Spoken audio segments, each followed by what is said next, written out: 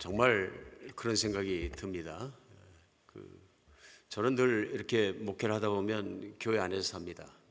교회 안에 살다 보니까 잘 못 느끼는데 지난 한 주간은 제가 그야말로 잠시 사역을 쉬는 시간을 가졌습니다. 그러다 보니까 세상에 나가 있는 사람 같습니다. 기분이. 미션 트립 가거나 밖에서 그런 목적을 가지고 갔을 때는 미션을 해야 되니까 그 미션에 집중하니까 잘 못 느끼는데, 이제 휴가로 제가 일주일을 쉬는 거하고 다른 얘기인 것 같습니다. 손자들과 함께 놀고 뭐 이렇게 잠깐 쉬자 그래서 쉼의 시간을 잠깐 가졌는데도 어떤 마음이 드는가 하면 오늘 교회를 이렇게 딱 들어보면서 생각하니까 성도님들이 이렇게 해서 세상으로 떠났겠구나 하는 생각이 들어요. 불과 5일 동안인데도 매일매일 보는 것이 세상 일이고 매일매일 부딪히는 것이 세상의 일상의 삶이고 그런 것들이죠. 근데 이제 그것이 쉼이 될지는 모르겠지만은 영적으로는 쉼이 되지 않는 것이 뭐냐면은 이제 그런 날수가 하루 이틀 3일 4일 5일째 가고 나니까 무엇을 느끼냐면 하나님 찾는 시간이 작아진다는 것을 느끼게 됐어요. 하나님 찾는 시간이 작아지니까 그 지난 5일 동안 곰곰이 생각해 볼 때 어떤 마음이 드느냐 하면 천국에 있는 시간보다 세상에 있는 시간이 더 많았구나. 그게 뭐 장소나 시간적으로 그런 것보다 제 심령을 통해서 그런 걸 느낄 수 있습니다. 주님을 생각하고 주님과 함께 천국에 있을 때는 걱정도 없고 근심도 없고 기쁨이 있고 평강이 있고 정말 그 열매라는 것을 말할 수 있는 그것들처럼 제가 그것을 천국을 누리고 있는 것을 제가 실제로 체험할 수 있거든요. 그런데 아주 짧은 기간이지만 그 기간 동안 제가 많은 시간을 세상 안에서 보내다 보면 제 마음 안에 평강도 깨지고 기쁨도 깨지고 많은 것이 부서지고 깨지는 걸 제가 체험할 수 있어요. 손자들하고 놀면서 세상적인 근심과 걱정이 들어왔어요. 많은 걱정이 들어오는 거예요. 뭐 별 쓸데없는 걱정이 다 들어옵니다. 이 아이들 잘 키워야 되는데 이 아이들 잘 키워서 일어나야 되는데 잘못 크면 어떡하나. 이 아이들이 크는데 얘네 아빠한테 사고 나면 어떡하나. 뭐 세상적인 걱정 근심이 다 오니까 가가지고 다른 것보다도 자녀들에게 잔소리만 잔뜩 하고 오는 거예요. 운전 조심하라, 애 잘 키워라. 할아버지 같은 얘기만 계속하고 있는 거예요. 그런 자신의 이야기들이 어디서 나왔는가 가만히 보니까 불신앙에서 나온 것도 굉장히 많은 거예요. 걱정과 근심과 두려움들이 들어오니까 자꾸 그런 소리들을 하게 된다. 그런 것 같습니다. 그러다가 어느 날 정신이 벌떡 났습니다. 이 애들한테 이제 복음 전해야지. 그래가지고 손자를 붙잡고 6살 먹은 애를 붙잡고 계속 복음을 전하다 보니까 발견한 게 있어요. 성경책을 그렇게 좋아하는 거예요. 좋아하면 됐다. 좋아하면 됐다. 그랬더니 반대로 작은 애가 자꾸 밤에 읽고 이제 자자 그랬더니 밤에만 읽는 것이 아니라 성경책 읽은 데까지 딱 펴놓더니 내일 아침에 깨면 읽어달라 그런 얘기예요. 그래서 이게 자꾸 시켜야 되는구나. 나도 자꾸 돌아 들어가야 되고 그걸 절실하게 느꼈습니다.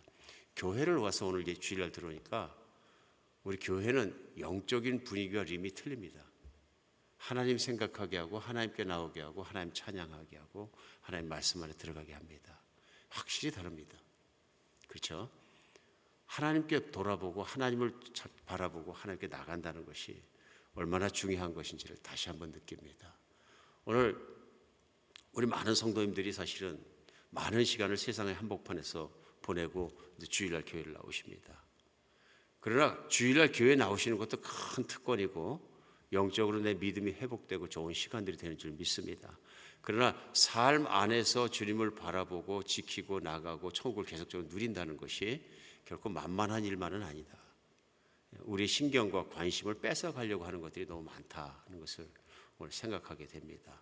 오늘 여러분과 저도 그런 마음을 가지고 우리 마음을 다해서 하나님께 돌아가는 시간 되었으면 좋겠습니다. 하나님을 믿는 사람, 하나님을 따르는 사람에게는 반드시 맺히는 것이 열매입니다. 우리는 주일마다 이 열매에 대한 말씀을 나누고 있습니다. 그래서 사실은 시리즈 말씀인데요. 그러면 예수님을 믿는 사람, 하나님 믿는 사람에게 어떤 열매가 구체적으로 맺히느냐 하는 걸 보고 우리의 신앙의 상태와 우리의 삶의 상태를 우리는 분명히 볼 수 있는 거죠.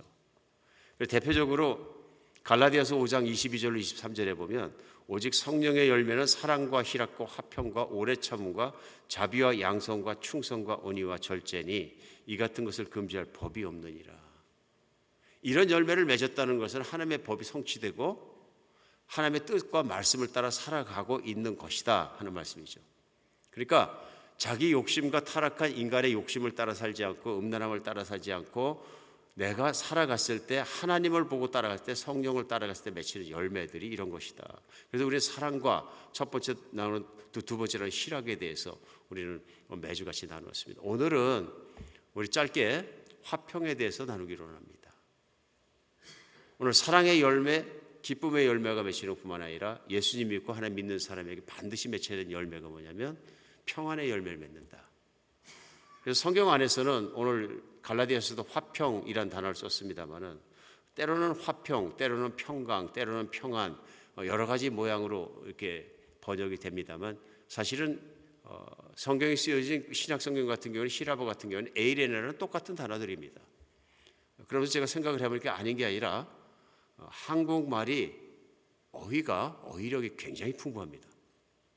그래서 문장이 들어갈 때마다 똑같은 원어를 할지라도 이런저런 단어로다 화평, 평안, 평강 단어를 바꿨을 때마다 느낌이 조금씩 달라지는 걸 느낄 수 있습니다. 그런 내용은 같은 것입니다. 평안입니다. 우리는 평안이 무엇인지를 압니다. 평안의 반대말 우리 이해할 수 있죠.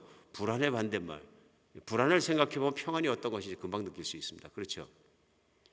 오늘 말씀 중에서 우리 평안의 열매를 맺어야 된다. 그리고 오늘 본문 말씀의 한 절입니다. 골로새 3장 15절이 그리스도의 평강이 너희 마음을 주장하게 하라. 너희는 평강을 위하여 한 몸으로 부르심을 받았나니 너희는 또한 감사하는 자가 되라. 전 참 귀한 말씀이라는 생각이 듭니다. 이 말씀에 사도 바울이 지금 전하고 있는 얘기는 이런 것입니다. 너희의 마음을 그리스도의 평강이 지배하게 하라. 그리스도의 평강이 네 마음을 지키게 하라. 왜냐하면 우리는 평강을 위해 한 몸으로 부르심을 받았다 얘기합니다. 그러니까 그리스도인이 되었다 하는 말은 무엇이냐 하면 바로 평안의 삶을 위해서 부르심을 받았다. 그것이 감사할 일이고 내가 평안한 삶을 살고 있는 것을 하나님께 늘 감사하는 자가 되라. 그러면 평강의 열매를 맺은 사람에 대해서 얘기합니다. 인생은 불안을 창조하는 어떤 기계 같은 공장을 지나가면서 사는 것과 똑같습니다. 살다 보면 불안하지 않을 수 없습니다. 살다 보면 불평안할 수가 없고요. 그런 인생이 계속되는 것을 우리는 느낄 수 있습니다. 불안만이 있는 것이 아니라 불안을 넘어서서 우리를 벌벌 떨게 하는 두려움도 있습니다. 사실 얼마나 많습니까? 여러분 지금 이 순간에도 두려워하는 것이 있습니까? 있겠죠. 건강을 잃어버리게 되면 우리가 여러 가지 몸에 아파지는 것과 불편한 것들과 삶의 퀄리티가 떨어지는 것과 심지어는 죽음까지도 불안해할 수 있습니다. 두려워할 수 있습니다. 그렇죠. 사업을 하면서도 불안해합니다. 매상이 조금만 떨어지고 매출이 떨어져서 가슴이 덜컹하는 사업가들이 많이 계실 겁니다. 아 이게 왜 이러나? 다른 데는 뭐 경기가 호황이라는데 우리 비즈니스는 왜 이러나? 가슴이 덜컹하죠. 많이 그렇습니다. 우리 아이들을 키우는 분들은 아이들을 보면서 또 그렇게 근심하고 불안하고 두려워하는 것이 또 많이 일어날 수 있습니다. 우리 인생은 삶의 과정 중에서 불안하고 두렵고 이런 것들이 많이 있을 수 있다. 많이 있을 수 있다. 그럴 조건들이 충분히 있습니다. 세상 안에서는. 안전도 그런 것들이 있죠. 많은 것들이 그런 것들입니다. 제가 기도를 하면서도 늘 그 기도를 하면서도 불안하게 느껴지는 것이 사랑하니까 그런 것 같습니다. 아까도 말씀드렸지만 자녀들 생각하면 마음이 괜히 불안합니다. 자식들이 잘하고 있어요. 이렇게 보면은 자기들 잘 추리고 잘하고 있는데도 제가 볼 때는 늘 불안합니다. 애기 같고요. 제가 볼 때는 이제는 사회적으로도 이제 어른이 되었고 이제 책임 있는 직위도 되었고 이제 또 아빠로서 엄마로서 충분히 감당할 수 있는 그럴 만한 나이와 모든 것이 됐음에도 불구하고 보면 불안하니까 자꾸 불안한 걸 가지고 기도하게 됩니다. 물론 하나님께서 그런 기도를 통해서 평안함을 주시지 않는다면 참 평안할 수가 없는 거죠. 그럴 만한 여건들이 얼마나 많습니까? 그러나 하나님께서는 우리가 예수 그리스도를 믿고 나서 이 땅 가운데 평안 가운데 살 수 있도록 길을 열어주셨습니다. 제일 먼저 우리가 알아야 되는 것은 이것인 것 같습니다. 하나님이 원하시는 평안은 하나님과 화평한 것입니다. 너희가 평안을 위해 부르심을 받았다는 얘기는 첫 번째는 우리가 알아야 되는 건 하나님과 화평해야 우리는 평안해집니다. 왜냐하면 이 화평은 이 피스는 내가 만들어낸 것이 아니라 하나님께로부터 온 것입니다. 하나님과 내 관계가 화평하지 않으면 평안하지 않으면 세상에 아무것도 평안하지 않습니다. 그래서 우리가 첫 번째 평안에 생각할 수 있는 건 뭐냐면 내가 하나님과 화평하기 때문에 평안하기 때문에 맺히는 열매인 것입니다. 이걸 위해서 예수님이 이 땅에 오셨습니다. 이 땅에 오셔서 우리 죄를 대신해서 십자가에 못 박혀 피 흘려 돌아가시는 말미암아 하나님과 우리 사이를 화평하게 하셨습니다. 하나님과 우리 사이를 화평하게 하셨기 때문에 우리가 나머지 인생을 살아가면서 살아가는 길은 뭐냐면 그 하나님과의 화평을 누리는 것입니다. 로마서 5장 1절에 사도 바울은 그것을 이렇게 정리합니다. 그러므로 우리가 믿음으로 의롭다 하심을 받았으니 우리 주 예수 그리스도로 말미암아 하나님과 화평을 누리자 하고 얘기합니다. 로마서 5장 1절에서 얘기한 건 뭐냐면요, 이제는 우리가 믿음으로 말미암아 예수님을 받아들이고 믿음으로 말미암아 하나님으로 말미암아부터 의롭다 하심을 이미 얻었기 때문에 하나님께 받아들여졌고 하나님과의 관계 속에서 바른 관계가 되었기 때문에 이제는 하나님과의 그 화평함을 누리자. 이 화평함을 다른 단어로 한번 바꿔보겠습니다. 하나님과 친밀한 관계를 누리자. 하나님과 보통 친한 것이 아니라 화평해진 것이 아니라 이제는 아버지와 자녀의 관계가 된 것처럼 가장 친한 친구의 관계가 된 것처럼 정말 생명을 맞교환하고 생명을 바꿀 수 있는 그런 생명을 교환하는 사랑이 하나님과 나 사이에 이루어졌다. 그리고 지속된다. 그러므로 하나님은 나의 숨소리까지 들으시고 나를 사랑하시고 나를 붙드시고 나를 붙들고 계신다는 것을 내가 분명히 알 수 있는 것이 그리스도의 십자가의 사랑을 통해 우리는 확인할 수 있는 것입니다. 오늘 이런 하나님과의 친밀감을 누리는 것이 바로 하나님과의 좋은 관계 화평을 누리는 것이다.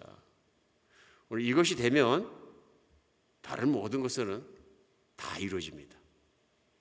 다 이루어집니다. 우리가 불안해하고 걱정하고 근심하고 모든 것이 어디서 오냐면 불신앙에서 옵니다. 하나님이 나와 함께 계시고 하나님이 나를 지키신다는 것, 하나님이 나를 사랑하는 내가 반드시 믿게 되면 그 믿음이 우리를 불안으로부터 건져주고 우리 모든 두려움으로부터 해방시켜 주는 것입니다. 오늘 하나님을 믿는 믿음에서 그냥 막연한 믿음이 아니라 하나님은 그래서 나와 함께 계시고 나를 떠나지 않으시고 나를 지키시고 나와 동행하시고 나와 함께 계시는 참으로 친한 하나님이시라는 것을 내가 믿는 믿음 안에서 사는 여러분과 제가 됐으면 좋겠습니다. 제일 먼저 우선 이것이 되지 않으면 하나님과 관계가 가깝지 않으면 모든 것은 다 깨집니다. 두 번째 있습니다. 오늘 평안의 사람, 평강의 사람이 하나님 말씀대로 골로새 3장 15절 말씀대로 부르심대로 살기 위해서 중요한 것은 사람들과 화평한 것입니다. 오늘 본문에 그리스도의 평강이 너희 마음을 주장하라 하고 두 번째는 너희는 평강을 위하여 한 몸으로 부르심을 받았다. 이게 평강을 위해서 한 몸으로 우선은 교인들 보고 한 얘기입니다. 골로새 교인들 보고 골로새 전체 교인은 평강을 이루는 한 몸이 되었다. 이 얘기를 강조하고 있습니다. 그 얘기 뭐냐면 성도와 성도 간의 하나됨에 대해서 얘기하고 있습니다. 그러니까 평강의 사람은 어떤 모습이 되느냐 하면은 한 몸을 이루는 하나된 몸을 이루는 것 같은 그런 삶을 살게 된다. 관계에 있어서 막힘없이 친밀하고 막힘없이 분열되지 않는다 하는 내용을 오늘 담고 있는 것을 볼 수 있습니다. 오늘 이 말씀 중에서 우리가 이 평안을 누리고 평안을 이루어가며 사는 것이 하나님과의 평안까지는 잘 할 수 있는데 교회 안에서 성도 간의 평안에 대해서 우리가 이루고자 할 때 어려움이 있는 것을 발견할 때가 많이 있습니다. 물론 하나님과 평안을 계속 유지하는 것도 우리의 노력이 필요합니다. 믿음의 노력이 필요하고 하나님께 돌아들어가고 하나님을 생각하고 말씀 안에 들어가고 기도로 하나님께서 나가는 것이 늘 필요한 것이죠. 그런데 성도들 간에 하나를 이루고 평안을 유지하고 그런 삶을 사는 것은 특별한 노력이 필요한 것을 우리는 알 수 있습니다. 왜 특별한 노력이 필요하냐면 저절로 되지 않는다는 것입니다. 가만히 있으면 평안이 이루어지면 쉽죠. 그런데 이 평안이 가만히 있으면 이루어지는 것이 아니라 내 마음을 하나님의 영으로 다스리지 않으면 안 이루어지는 것을 알 수 있습니다. 그렇기 때문에 열매이다. 교회가 많은 성령의 열매, 많은 열매가 맺혀져야 되지만 교회에서 우리가 추구하는 열매, 사랑의 열매, 기쁨의 열매, 오늘 나누고 있는 평안의 열매가 맺혀야 된다는 것을 알 수 있습니다. 이 평안의 열매는 하나가 되게 합니다. 하나가 되게 합니다. 반대로 나쁜 열매가 맺히면 불안하게 하고 두렵게 하게 하는 분열의 열매가 맺힙니다. 이거 우리가 알 수 있는 게 뭐냐면은 노력하지 않으면 안 이루어지는 거예요. 그래서 히브리서 12장 14절로 15절에 이런 말씀이 나옵니다. 모든 사람으로 더불어 화평함과 거룩함을 좇으라. 이것 없이는 아무도 주를 보지 못하리라. 너희는 돌아보아 하나님의 은혜에 이르지 못하는 자가 있는지 두려워하고 또 쓴뿌리가 나서 괴롭게 하고 많은 사람이 이로 말미암아 더러움을 입을까 두려워하라. 그러니까 조심하지 않으면, 노력하지 않으면 교회 안에서 안 된다 하는 것이 알 수 있습니다. 그러니까 모든 사람과 더불어 화평함과 거룩함을 좇으라는 얘기는 이루기 위해서 노력하라. 이 말씀 다음에 나오는 것은 이것 없이는 아무도 주를 보지 못할 것이다. 하나님이 함께 계시다는 가장 중요한 열매가 무엇이냐면 이 화평의 열매인 것을 우리는 알 수 있습니다. 특별히 교회를 삶을 통해서. 그런데 교회 화평을 깨지게 하는 사람이 히브리서 12장에 등장하는 게 뭐냐면 쓴뿌리가 난 사람이 대표적으로 나옵니다. 쓴뿌리가 났다. 마음속에 원한이 있고 마음속에 도끼가 있고 마음속에 악함이 있는 것. 이게 마음속에 악한 것이 뿌리가 내린 것이죠. 뿌리가 내렸다는 얘기는 자기 것이 되어버린 거죠. 뿌리가 내렸다는 것은 그런 악한 감정들이 인격화되어버린 것이죠. 이게 무서운 일입니다. 자기 마음속에 빼버리지 않은 평강이 없는 그런 마음들이 독한 마음, 악한 마음, 그런 마음들이 뿌리가 내리게 되면 어떤 결과가 일어나냐면 자기만 그런 것이 아니라 옆에 사람까지 그렇게 전염시킬 수 있다. 이게 무서움인 거죠. 우리가 이래서 화평함을 노력하고 이루려고 하지 않으면 저절로 어디에 들어가냐면 세상적인 쓴뿌리가 난 사람 같은 태도에 들어가게 된다. 교회 안에서도 이렇게 지내다 보면은 노력하지 않으면, 조심하지 않으면 우리가 걸려 넘어가는 것들이 참 많습니다. 그것이 뭐냐면 남 얘기 듣기 좋아하는 겁니다. 평상시에 화평이 있으면 지키려고 노력해야 되는데 교회가 평안하고 화평하고 조용하고 서로 사랑하고 잘 가면 귀하게 여기고 지키려 노력해야 되는데 뭐가 이유가 한 가지 생기면 그때부터 바빠지는 사람들이 생깁니다. 뭔 말이 한 가지 들리면 그때부터 굉장히 바빠지는 사람들이 흥분한 것처럼 바빠져요. 막. 교회가 평안하고 편안하고 좋은 것에 대해서는 별로 그렇게 바쁘지 않은데 갑자기 막 부지런해지고 갑자기 막 누구 밥을 사준다고 그러고 갑자기 막 뛰어다니고 막 이런 사람들이 생기는 거예요. 그게 너무 재밌어서 그런 것보다도 그 관심이 있고 그것을 가서 빨리 얘기하고 싶고 막 이런 것도 생기는 거예요. 그래서 잠언 말씀에 말쟁이가 떠나면 다툼이 쉬느니라. 다른 게 말쟁이가 아니고 무슨 문제가 있다. 그러면 그 문제 있는 걸 갖다가 그냥 막 얘기하고 싶어지고 거기에 대해서 민감하게 반응하고 싶어지고 가슴이 두근거리고 이런 사람이 있다 그러면 쓴뿌리에서 나오는 겁니다. 자신이 다루지 못했던 쓴뿌리가 내 안에 있어가지고 계속 그런 것이 나오는 것이죠.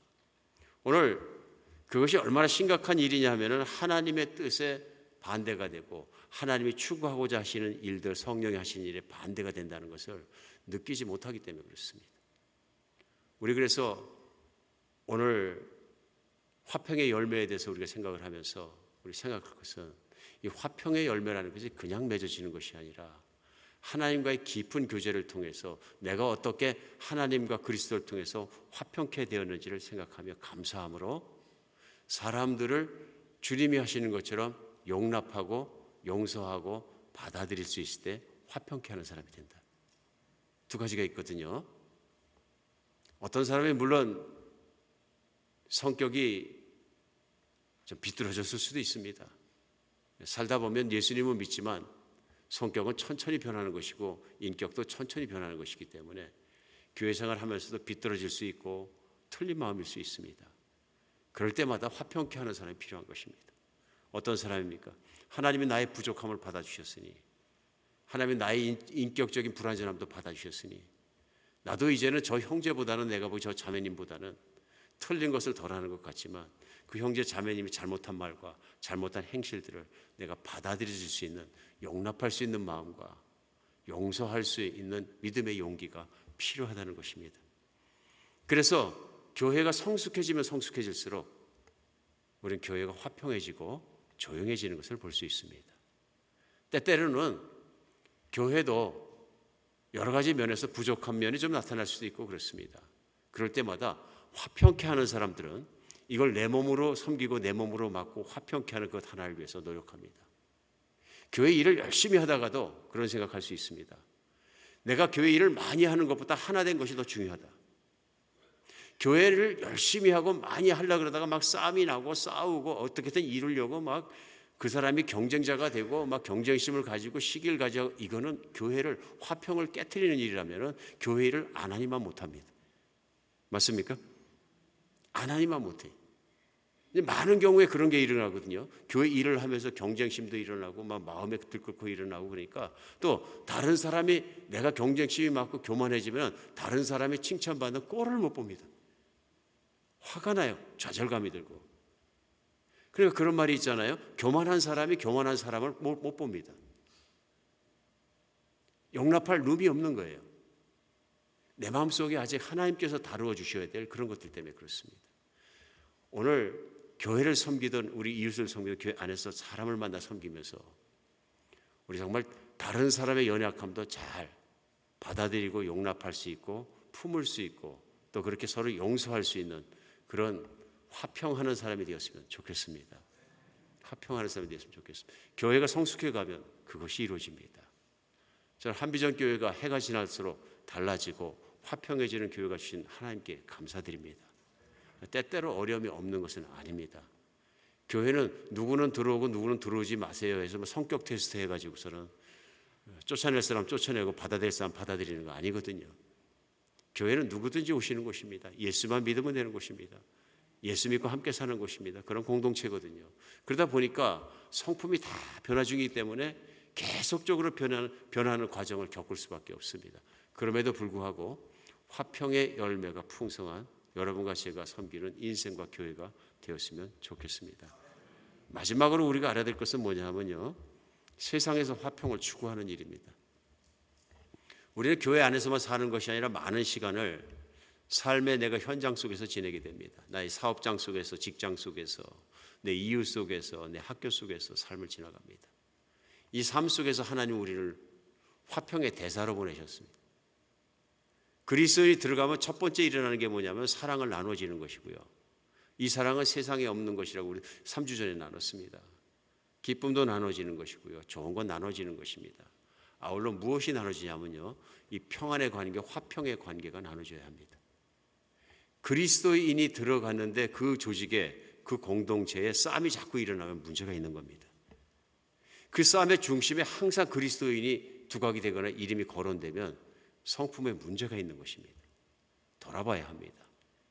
우리는 화평의 열매를 스스로 점검할 수 있습니다. 우리 삶을 통해서 내가 들어간 삶의 현장에서 싸움이 일어나는지 아니면 나로 말미암아 화평이 일어나는지 늘 점검하며 살아가시기 바랍니다. 우리 교회 안에서 살아가는 것처럼 우리 세상의 한복판에 살아갈 때에도 용납하고 사랑하고 용서하고 이 그리스도의 사랑으로 내가 품고 살지 못하면 화평을 이루는 사람은 될 수가 없습니다. 우리 교회 안에서만 그런 것이 아니라 세상을 살면서도 공동체 안에서 시기심이 많으면, 교만하면, 경쟁심이 많으면 꼭 문제를 일으킵니다. 절대로 화평을 이루지 못합니다. 우리 사랑에 대해서 외우지 않습니까? 사랑은 오래 참고 사랑은 온유하며, 바로 따라하는 게 뭐예요? 외우셨죠? 시기하지 않으며 사랑은 교만하지 아니하며. 왜 그렇습니까? 하나님의 사랑은 그렇지 않습니다. 세상의 사랑은 자기 사랑이기 때문에 자기가 교만해지고 시기하게 되고 경쟁하게 되고 욕심을 이루지 못하면 좌절하게 되면 쓴뿌리가 나게 되고 누군가 경쟁에서 지게 되면 이를 물게 되고 그런 모습이 나오는 겁니다. 저는 세상의 한복판에서 정의를 구하겠다고 그런 건 좋지만 목사님들 나가셔서 우통벗어 제끼고 막 와이셔츠 제끼고서 막 마이크 들고 데모를 하시면서 막 끌고서 막 그냥 이를 물고 얘기하고 막 저주를 하고 막 그런 모습 보면 안타깝습니다. 하나님은 세상이 그렇게 그리스도인들이 일해갖고 세상을 뒤집어 엎기를 바라시는 것이 아닙니다. 하나님은 세상이 그리스도의 사랑과 복음을 통해 변화되기를 원하십니다. 만약에 한 정권적이나 어떤 정치적인 소견을 이루기 위해서 싸우는 방법도 생각해 볼 문제입니다. 그렇지 않습니까? 세상적으로 하나님은 그것을 이루지 않으셨습니다. 예수님은 얼마나 온유하게 일어나가셨습니까? 빌라도 앞에서 얼마나 조용하게 승리하셨습니까? 얼마나 조용하게 그를 인정해 주면서도 하나님의 일을 이루셔 나가십니까? 오늘 우리가 세상을 살아갈 때에도 정말 그렇게 세상의 한복판에서 화평케 하는 사람이 되었으면 좋겠습니다. 이런 것들이 열매인 것이죠. 살다 보면은 내가 잘 신앙생활을 하고 있는가 막연하게 생각할 게 아니라 둘러보면 내가 들어가서 무엇이 좋아졌는가. 가족 안에서도 마찬가지입니다. 이 세상에서 감정의 쓴뿌리가 생기기가 가장 쉬운 것이 가정이에요. 도망갈 수 없는 링에 가둬놓고 격투기를 시키는 것과 똑같습니다. 어떨 때 보면. 이 가정이라는 그 반대지 속에서 도망도 못 가고 그 안에서 서로 부딪히며 살다 보니까 가장 많이 상처받고 가장 많이 사랑하는 것도 가정이에요. 가족들이. 근데 생각해 보면 가족 안에 화평케 하는 사람이 있으면 화평해집니다. 믿으십니까? 가정 안에서 트러블 메이커가 되지 말고 가정 안에서 화평케 하는 사람이 되어야 합니다. 오늘 시간이 없어서 길게 나누지 않겠습니다. 그러나 가정 안에서 화평케 되는 사람이 되기 위해서 가장 중요한 것은 내가 화평한 사람이 되는 것입니다. 오늘 본문 말씀에 나와 있는 것처럼 그리스도의 평강이 내 마음을 주장하게 하라. 평강의 사람은 평강이 깨지는 것을 싫어합니다. 가정 안에서도 막 뒤집어 엎고 뭘 이루고 짜증을 내고 난리를 치고 그래서 뭘 이루려고 하지 마시고 사랑으로 하십시오. 사랑으로 하십시오. 가정 안에서 그것을 내 고집대로 이루하지 마시고 헤아려 보십시오. 내가 내 자신의 생각만 하게 되면 다른 사람의 생각을 이해하지 못합니다. 저는 이번에 절실히 느낀 게 있어요. 내 자신의 중심으로 생각해보면 6살짜리 손자의 마음조차 내가 헤아릴 수가 없구나. 절실하게 배웠어요. 개 키 높이에서 개 생각에서 개 입장에서 이렇게 다스려주면 금방 할 수 있는데 때때로 얘가 뭐라고 부르면 모른 척하고 대답도 안 하고 막 그럴 때가 있어요. 이번에 지내면서 그걸 발견했어요. 그러니까 처음에는 어른이 부르면 대답해야지. 대답 안 하는 건 불손한 거야. 그것도 말 안 해. 못 들었는지 이건 왜? 그러면서 생각해 보니까 이야기가 크고 있구나. 크고 있고 자기 생각이 있고 대답할 걸 자기가 선별하는구나. 배우면서 대답하기 싫을 때는 그냥 놔두고 왜 대답해야 되는지를 행동으로 좀 잘 가르쳐야 되겠다. 그런 생각이 들었어요. 그래서 아이들이 자기 중심으로 크더라도 그 아이 입장에서 있으면서 생각을 하니까 화가 안 나는데 제가 착한 애는 누구야 해서 이름을 부르면 예 하고 바로 뛰어오는 애인데 제가 그런 기대를 세워놓고서는 얘가 그렇게 하지 않으면 이 애는 두드려 가르쳐야 되는구나. 금방 생각이 들거든요. 그 고집을 내가 강하게 세울수록 손자와 저의 관계는 나빠지는 거예요. 아무리 가르치는 것이 옳다 할지라도 내가 그 아이 입장에서 그 아이 정말 생각을 이해하려고 노력하고 그것을 이해하면서 나중에 대화가 되고 마음이 열렸을 때 왜 그렇게 했니? 하고 물어볼 수 있거든요. 그럼 그 아이가 왜 그렇게 했는가 알고 나서야 저는 그 아이와 대화할 수 있고 그 이유를 내가 알고 나서야 길이 열릴 수 있다는 것을 이제 나이가 먹어서 배웁니다. 젊어서 자식 키울 때 몰랐어요. 은혜가 없어서 몰랐던 것 같아요. 그런데 이제는 알 것 같습니다. 사랑은 상대방의 입장에 있어서 생각하고 다가가고 기다리고 참고 하면서 그 입장에서 같이 가주면서 내 생각을 나눌 수 있을 때 나누는 것이구나 배우게 됩니다. 여러분 세상에서 화평을 추구하는 것이나 교회에서 화평을 추구하는 것이나 우리가 어느 환경 속에서도 화평을 추구하는 것은 우리 주님이 나를 사랑해 주시지 않으면 불가능한 것입니다. 나 같은 성품도 나 같은 연약함도 나 같은 부족함도 품어주신 주님을 생각하지 않고서는 우리 화평의 사람이 될 수 없는 것을 알 수 있습니다. 늘 주님이 우리 마음을 다스려 주셔서 화평을 이루는 사람을 살아가는 여러분과 제가 됐으면 좋겠습니다. 가정이 화평해 주시기 바랍니다. 한 사람이 참으면 한 사람이 화평하면 온 집안이 조용합니다. 교회를 화평케 하는 분이 되시기 바랍니다. 우리 늘 삶 속에서 화평을 추구하는 여러분과 제가 됐으면 좋겠습니다. 기도하겠습니다.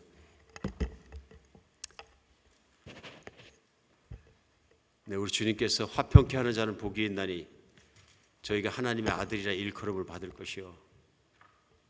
주님께서 그리스도인의 정말 열매의 표적 중에서 이 화평이 이루어지게 하고 또 화평 안에 사는 것을 얼마나 중요시 하시는지 오늘 다시 한번 생각하게 감사합니다. 하나님 저희가 늘 그렇게 주님을 사랑하며 화평의 사람으로 살게 하여 주시옵소서. 세상 안에서 트러블 메이커가 되지 않게 하여 주시옵고 항상 화평을 추구하고 이루는 사람이 되게 하여 주시옵소서. 우리 주 예수 그리스도의 이름으로 기도합니다.